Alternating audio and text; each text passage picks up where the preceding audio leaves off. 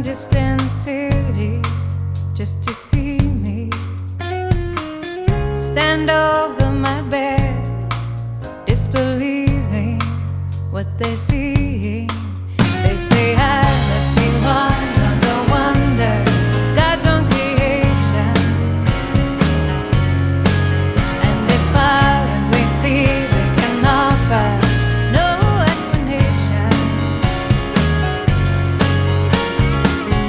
Newspapers ask intimate questions, want confessions.